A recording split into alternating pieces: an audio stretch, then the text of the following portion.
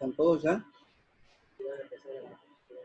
Bueno, siguiendo entonces con esta tercera fila de anemias macrocíticas,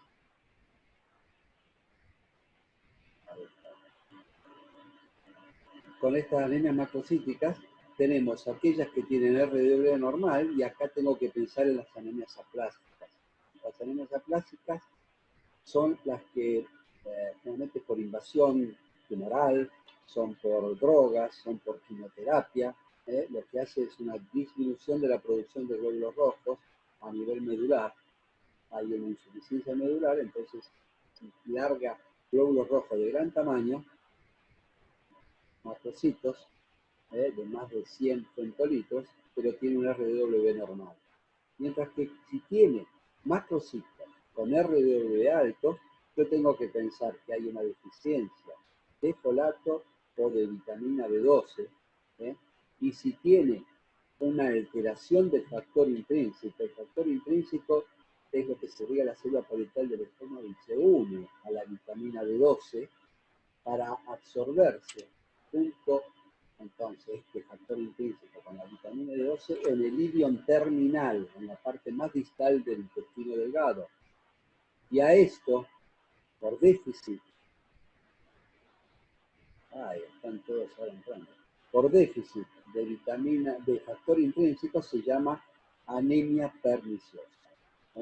Puede ser solamente un déficit de folato o ácido B12, el déficit de B12 ustedes lo van a ver fundamentalmente en las veganas, porque la vitamina B12 viene en las carnes, fundamentalmente en la carne roja, y los folatos es en las verduras, así que las veganas van a tener déficit de B12, pero no van a tener déficit de folato.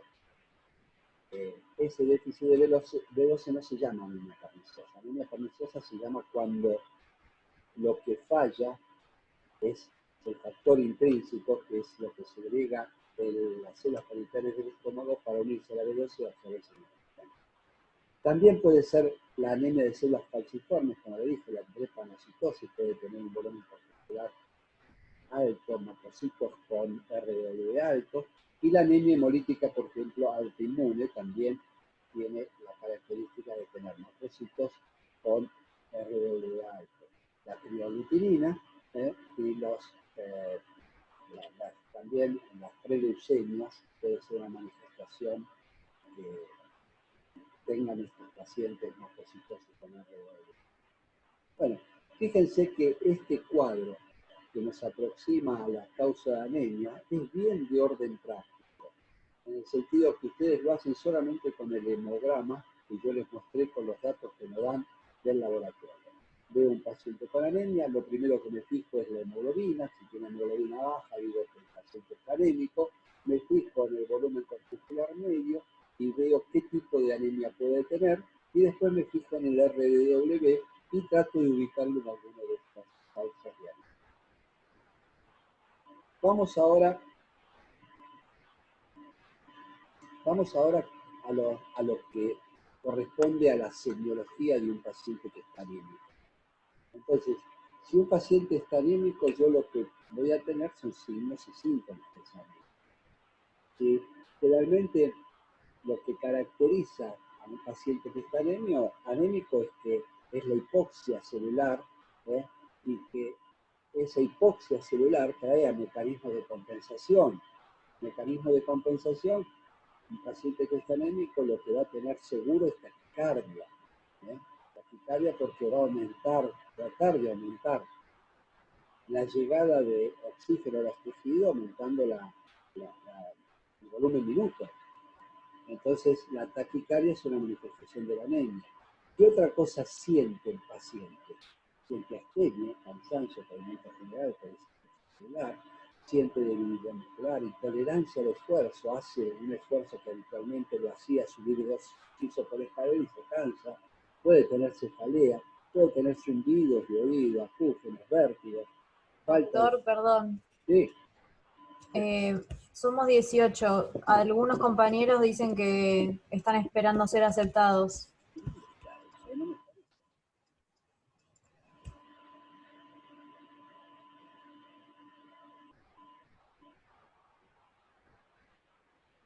qué voy a hacer? Bueno, como les decía, los síntomas de la anemia es por hipoxia celular, por la falta de llegada de hemoglobina, que es la que transporta el oxígeno a los tejidos. Entonces todo eso se manifiesta con estos síntomas que les estoy dando: trastornos del sueño, inapetencia, irritabilidad y disnea, disnea a los pequeños esfuerzos, palpitaciones, taquicardia, porque es la forma de compensar. Y si un paciente tiene factores de riesgo para enfermedad coronaria, la anemia lo va a predisponer a la angina de pecho y a su vez lo puede llevar al infarto. La exploración física, ¿qué es lo que vamos a encontrar nosotros en el examen físico? Por supuesto, la palidez de mucosa fundamentalmente, la palidez cuando ustedes le bajan el párpado inferior, observan la palidez en las conjuntivas, piel y conjuntivas.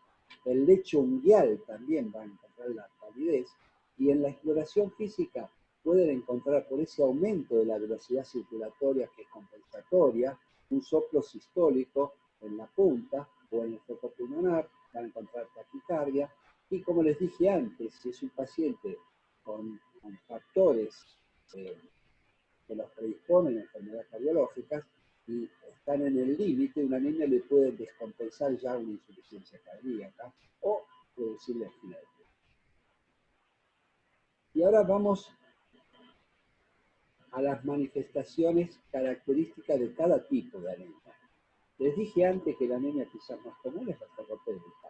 La ferropénica, que es las causas, ustedes saben que nosotros lo que hacemos es diariamente ingerir aproximadamente 1 miligramos por día de hierro, porque es el miligramo que se pierde ya sea por la exfoliación de la piel, de las mucosas intestinales. O sea, todos los días se pierde 1 miligramo de hierro y todos los días nosotros incorporamos 1 miligramo de hierro. El hierro se incorpora fundamentalmente a través de las carnes. Las verduras de hojas verdes, oscuras, fuertes, la espinaca, tienen también hierro en estado ferroso, pero el hierro útil es el hierro férrico, que se absorbe el hierro en el estómago y en la primera porción del duodeno. Acuérdense que se absorbe ese nivel, por eso patologías gástricas lo que conllevan es un déficit de absorción de hierro, y patologías a nivel del intestino delgado, como la celiaquía, también conlleva un déficit de hierro. Entonces, ¿cuáles son las manifestaciones clínicas características de la ferropenia? Fundamentalmente, como les dije, las de la anemia en general: cansancio, irritabilidad, pérdida de concentración, fatiga muscular, dificultad para tragar alimentos. Y esto fundamentalmente, esa dificultad para tragar, lo hace porque se forman membranas esofágicas. A eso se llama síndrome de Plummer-Vinson. También tienen palidez, por supuesto, por su anemia, tienen disnea, dificultad respiratoria, debilidad en el ejercicio, y tienen la queilosis, o la queilitis angular, que es característica del déficit de hierro y también de otras vitaminas que después vamos a ver, y una deformidad en la uña que es muy característica del déficit de hierro, que es la coilonitia. Coilonitia es la uña en cuchara, la uña se inclina para arriba, que en las adolescentes, cuando usaban medias de nylon, se las enganchaban con las uñas, porque acuérdense que la causa de anemia en las mujeres jóvenes que menstruan es la menorragia, o sea, las menstruaciones muy abundantes. Hoy día, en las mujeres jóvenes, las veganas tienen déficit de hierro, las vegetarianas, y en los viejos, acuérdense siempre, la anemia ferropénica, pensar en el cáncer de colon. ¿Qué otras manifestaciones características después vamos a ver de la déficit de hierro en las fotos? Entonces, no se olviden, el paciente en la anemia ferropénica también puede tener, eso se ve más en los chicos, puede tener pica. Acuérdense que la pica es comer sustancias que no son comestibles, o sea, comer tierra, o siempre piensen en un déficit de hierro en un chico, un adolescente, que mastica hielo, a eso se llama fagofagia. El masticar hielo también es una manifestación, un signo clínico de déficit de hierro. Y otra manifestación muy importante de déficit de hierro es el síndrome de piernas inquietas. El paciente que tiene un déficit de hierro, de noche salta en la cama. El síndrome de piernas inquietas, lo primero que tiene que investigar es el déficit de hierro. Entonces, resumiendo, síntomas: fatiga, debilidad, mareo, palpitaciones, taquicardia, tinnitus o zumbidos o acúfonos, que es lo mismo, palidez, pica, comer tierra o comer sustancias no comestibles, cualquiera sea, arena, intolerancia al ejercicio, taquipnea, el síndrome de Plummer-Vinson, que es la disfagia por membranas esofágicas. Acuérdense de la queivitis angular, acuérdense las uñas en cuchara, que son características de la anemia ferroprieta. Dentro de las microcíticas, ¿qué otras anemias dijimos que es importante y debemos diferenciar? Que son microcitos con volumen con RW normal, las anemias de las enfermedades crónicas o inflamatorias. Las anemias de las enfermedades inflamatorias generalmente pueden ser por microorganismos, pueden ser por neoplasias, pueden ser por trastornos inmunológicos, que lo que hacen estos microorganismos, estos factores inmunológicos, neoplásicos, es activar estos monocitos y linfocitos, y a su vez los lipopolisacáridos sobre el hígado también actúan y producen estos factores proinflamatorios, que son el interferón gamma, el factor de necrosis tubular alfa, la interleuquina 1 y la interleuquina 6. Todos estos factores proinflamatorios van a actuar sobre el macrófago en la médula, haciendo que entre el hierro, por un lado, y evitando la liberación del hierro del macrófago hacia la médula ósea para ser utilizado en la formación de glóbulos rojos. Por lo tanto, el macrófago se llena de hierro, y esto es el hierro de depósito, y que esto se puede medir por la ferritina. O sea, la ferritina es la manifestación de este hierro en la médula, y esto es característico, la ferritina elevada, de las anemias de las enfermedades crónicas. A su vez, hay otro factor, que es los lipopolisacáridos sobre el hígado, producen una proteína que es la epsidina, que actúa sobre las células intestinales y evitan la absorción del hierro, y a su vez esta epsidina también actúa sobre el macrófago, impidiendo que el macrófago libere el hierro, y también la epsidina actúa sobre la eritropoyesis inhibiéndola. Entonces, fíjense, todos estos factores, son los factores proinflamatorios, la epsidina, la eritropoyetina que no produce el riñón en realidad, en insuficiencia renal, lo que deja de producir el riñón es eritropoyetina, y al no producir eritropoyetina disminuye el estímulo sobre la producción de eritrocitos, y eso es la causa de la anemia. Entonces, todos estos factores, a nivel hepático la epsidina, a nivel de los factores proinflamatorios sobre el macrófago, ya sean aumentando la entrada de hierro al macrófago o impidiendo la liberación del hierro por el macrófago, la eritropoyetina, que al faltar disminuye la eritropoyesis, son todas las causas de las anemias de las enfermedades crónicas. En general, cualquier enfermedad es de origen inflamatorio. Entonces, cualquier enfermedad que ustedes piensen, diabetes, aterosclerosis, neoplasias, infecciones, todos activan estos procesos proinflamatorios y todos producen este efecto sobre el macrófago que se manifiesta como anemia de las enfermedades crónicas. Y eso, como les dije antes, pueden manifestarse con anemia con glóbulos rojos chicos, o sea, microcítica, o anemia normocítica, pero característicamente esta anemia de las enfermedades crónicas lo que tienes es el RW normal. Creo que este esquema es muy representativo y explica todo el mecanismo de estas anemias inflamatorias crónicas. Es del New England, de 20 páginas que resumieron. Esas 20 páginas en esta sola figura. Pasamos a las anemias macrocíticas. ¿Se acuerdan que dijimos que las causas fundamentales, aquellas que macrocíticas con aumento de la RW, son por déficit de B12 o de ácido fólico?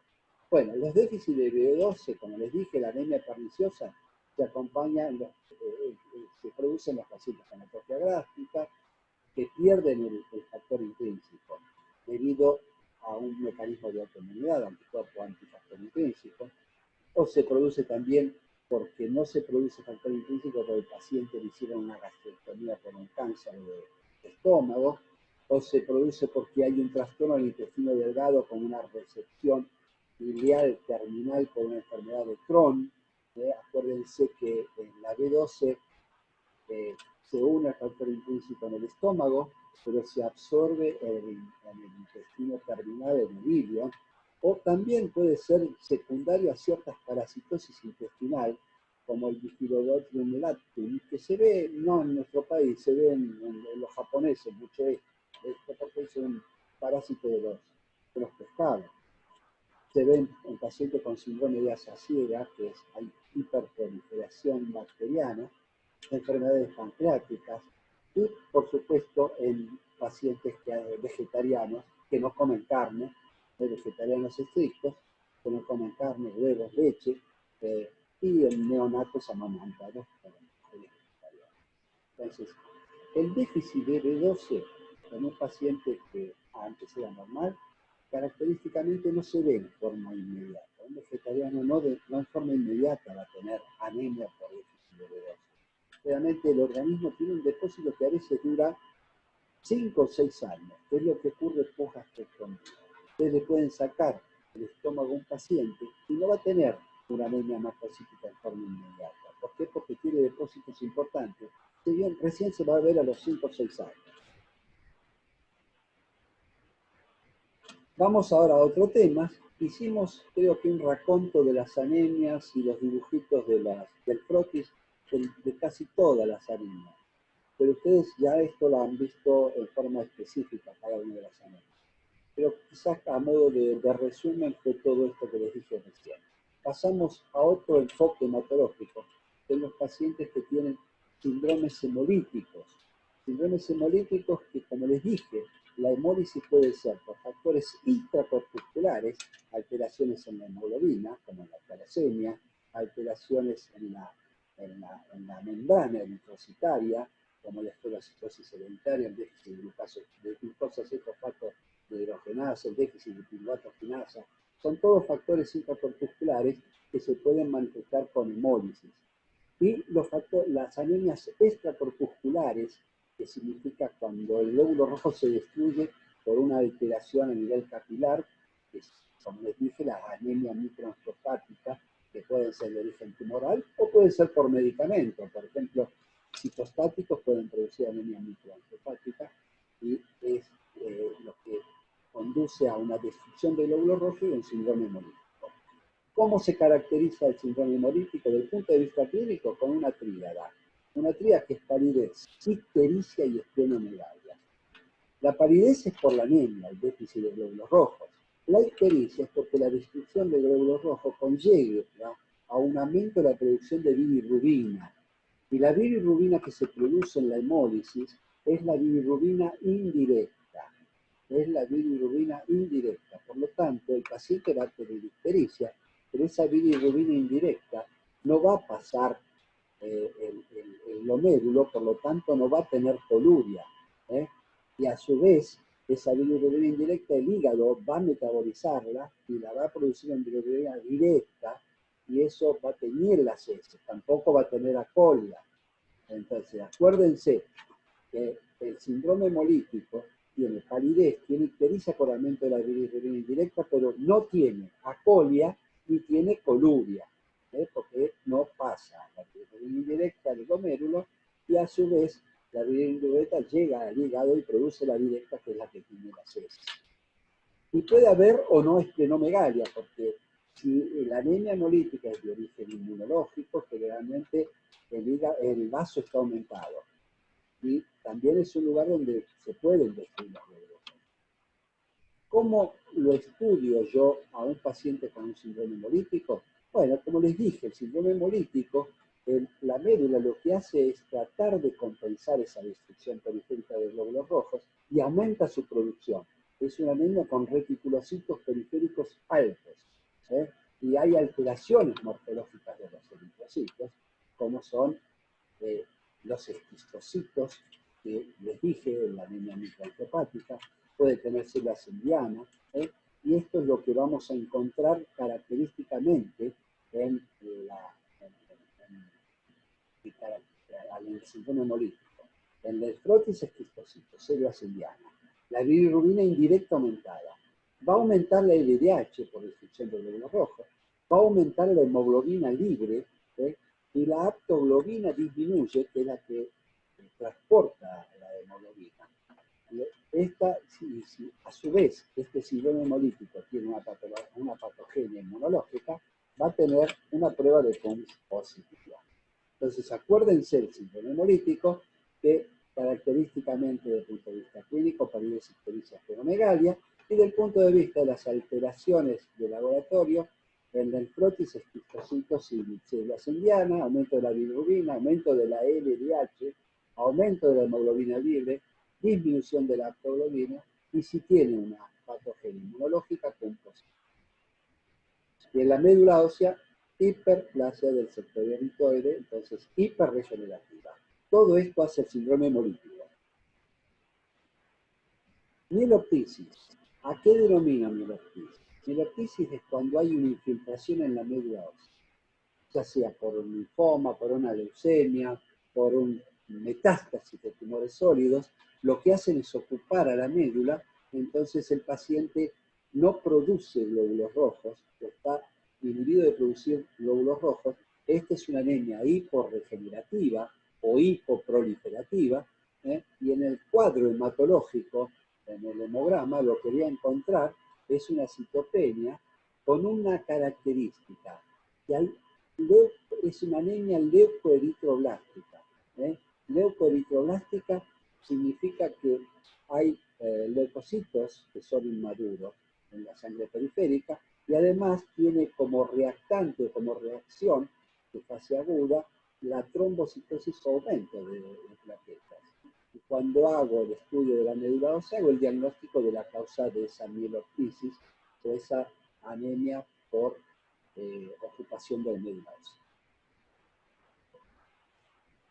¿A qué denomino aplasia medular? Aplasia medular es cuando hay una falta, una insuficiencia medular y la médula es infiltrada por grasa. Ustedes ven que cuando el hematólogo hace una biopsia en un paciente con aplasia medular, encuentra una médula seca y característicamente tiene pancitopenia. Pancitopenia me refiero a que hay una disminución de glóbulos rojos, de plaqueta y glóbulos blancos. Si tiene déficit de glóbulos blancos y glóbulos rojos, digo bicitopenia. Si digo que tiene solamente déficit de glóbulos rojos, monocitopenia. Cuando yo hablo de pancitopenia, hablo de lo que se llama tricitopenia. Las tres líneas están disminuidas, afectadas. Hay leucopenia, disminución de glóbulos blancos, hay anemia, disminución de glóbulos rojos, y hay trombocitopenia, disminución de plaquetas. El estudio de la médula ósea es una disminución global, es hiporregenerativa. ¿Y cuáles son las causas de la aplasia medular? Bueno, causas, el 50% son idiopáticas de causas desconocidas, pero también puede ser por agentes físicos, terapia radiante, la explosión de Chernobyl, las radiaciones, los médicos que trabajan con rayos en imágenes, drogas como el Bactren, las sulfonamidas, en fin. Todas esas pueden producir aplasia medular. Las hepatitis, las virales, hepatitis viral aguda puede producirse con una aplasia medular, una pancitopenia. Cualquier otras infecciones virales, es la llamada hemoglobinuria paroxística. Acuérdense que la aplasia medular es la privación de la producción de las tres linajes de células formes de la sangre. ¿A qué llamo neutropenia?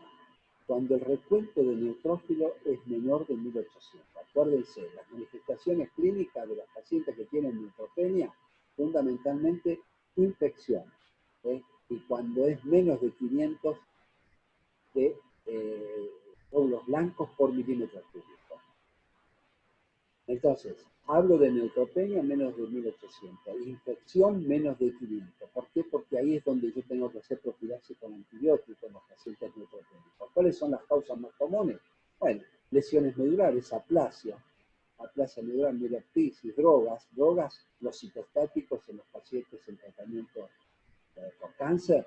Bueno, es muy común la neutropenia por citostáticos carenciales, mecanismos periféricos, infecciones bacterianas, fiebre tifoidea, brucelosis, virales, hepatitis, mononucleosis, y también inmunológica, el LES, puede producir neutropenia. Vamos a hablar de enfermedad febril y neutrofilia. O sea, cuando yo tengo una enfermedad infecciosa, los neutrófilos aumentan polimorfonucleares, ¿sí? Aumentan más de 10.000. Pero muchas veces tengo neutrofilia masiva con valores que van entre 50, 100.000, y esto tengo que diferenciarlo de las neutrofilias reaccionales. Entonces, cuando es por una leucemia, característicamente la neutrofilia, yo tengo que medir la fosfatasa clínica depositaria, que está disminuida. Y a su vez tiene el llamado cromosoma Filadelfia, característico de la leucemia mieloide crónica, que aumenta los neutrófilos. El cromosoma Filadelfia es una traslocación a nivel del cromosoma 922, que cambia un codón que es el ADL, mejor dicho, el cromosoma 22 tiene el BCR y lo cambia por el ABL del cromosoma 8. Acuérdense, cromosoma Filadelfia, característico de la leucemia mieloide crónica, juntamente con el JAK2, como quizás ya lo han visto. Cromosoma Filadelfia, traslocación 922. 922, en el cual intercambio el ADL por el BCR. Esto, para que tengan una regla mnemotécnica, ADL, alumbrado, barrido y limpieza. BCR, Banco Central de la República.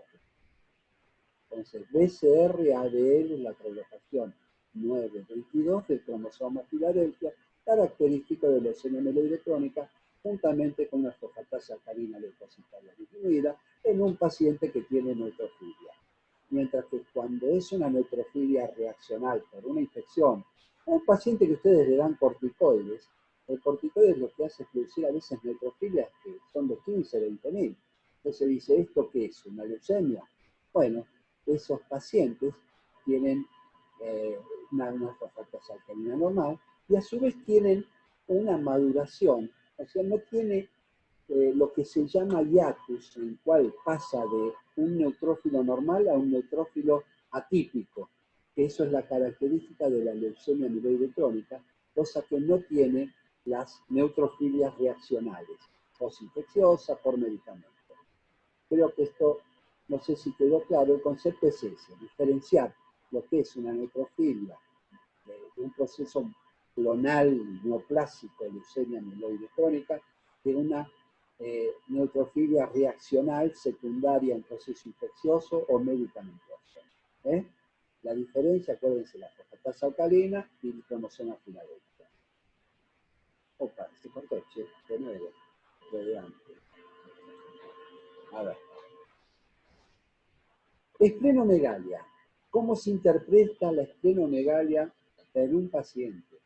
Esto se tiene que interpretar en el contexto de 5 síndromes. Si el paciente tiene esplenomegalia con poliadenopatía, tengo que pensar en una mononucleosis. Si el paciente tiene esplenomegalia con anemia, tengo que pensar en una anemia hemolítica. La esplenomegalia con anemia generalmente es una anemia hemolítica.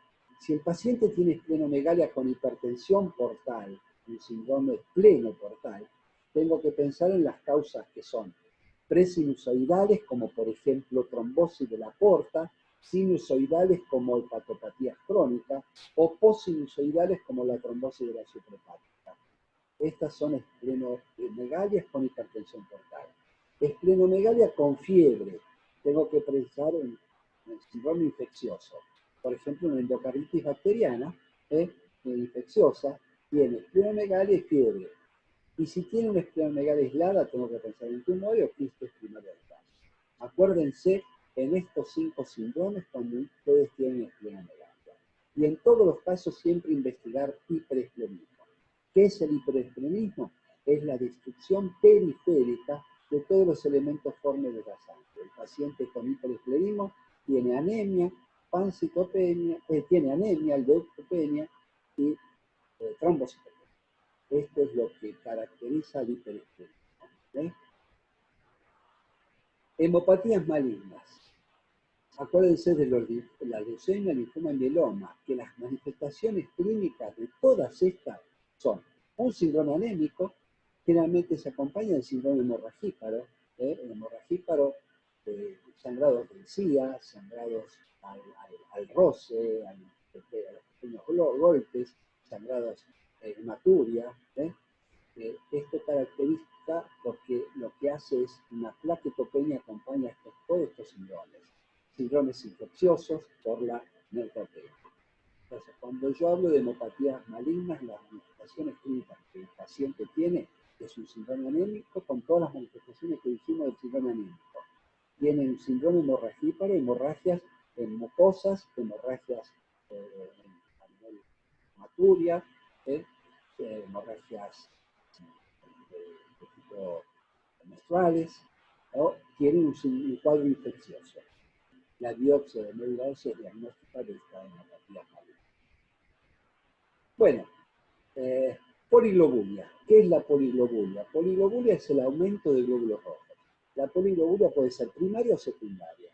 Si es primaria es porque es una proliferación clonal que hace que se aumente, haya un aumento de producción de glóbulos rojos. Hay lo que se llama policitemia vera. Y acá, característicamente, en la primaria, la eritropoyetina es normal. La más común es la secundaria. La más común es la secundaria de las poliglobulias. Poliglobulia se denomina cuando el hematocito supera el 55%. Y característicamente secundaria a las enfermedades pulmonares crónicas, los pacientes fumadores, tabaquismo, hipoxia, síndromes paraneoplásicos. Y característicamente la secundaria tiene la eritropoyetina aumentada. Entonces, ¿cuál es el elemento diferencial? Primero la clínica, ¿no?, de la poliglobulia. Un paciente con una enfermedad, con un EPOC y que tiene glóbulos rojos aumentados, mayor a lo normal, yo tengo que pensar que es secundaria. Pero si tiene una poliglobulia y no tiene antecedentes clínicos importantes, tengo que pensar que es una policitemia vera. Acuérdese de la policitemia vera, eritropoyetina normal. La secundaria, eritropoyetina aumentada, que hace el diagnóstico final. Síndromes hemorragíparos, que esto lo van a ver en las hemofilias, lo van a ver en los pacientes con coagulación intravascular diseminada. Lo característico en las trombocitopenias son las lesiones purpúricas y las petequias. Acuérdense que las petequias es manifestación de plaquetopenia fundamentalmente, trastorno de la hemostasia vascular. Y la presencia de hemartrosis, hematuria, cuando hay sangre en articulación, hematomas, acá tengo que pensar en hemofilia, trastorno de coagulación, insuficiencia hepática y trastornos anticoagulantes.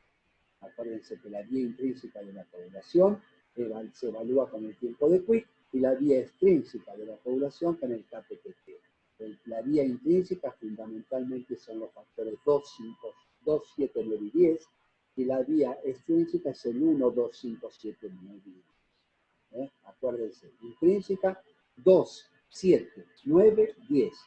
Extrínseca 1, 2, 5, 7, 9 y 10. Bueno, creo que hemos hecho un pantallazo de las enfermedades hematológicas en general, hablando de las hemopatías, hablando de las anemias fundamentalmente y hablando de los síndromes hemorragíparos. Por supuesto que esto lo van a ver en extenso en cada uno de los temas correspondientes. Pero esto quiso ser un enfoque global y quizás un resumen de lo más importante. El aprendizaje es experiencia. Todo lo demás esa información. Muchas gracias. Nos vemos en la próxima. Les voy a pasar, Gracias. Muchas gracias, doctor. les voy a pasar una semiología neurológica para el lunes. Gracias, doctor. Y les voy a pasar también lo que es síndrome cerebroso. Después vamos a dar, quizás en forma de Zoom, lo que es sensibilidad y pares craneanos, que es bastante importante la semiología esa neurológica, porque no la van a ver nunca más en la vida. En neurología no van a ver semiología, en neurocirugía no van a ver semiología. Bueno, muchas gracias. Gracias. Gracias a ustedes. Gracias. Buen día. Muy buena. Buen día. Nos vemos. Chao. Tengo uno presencial.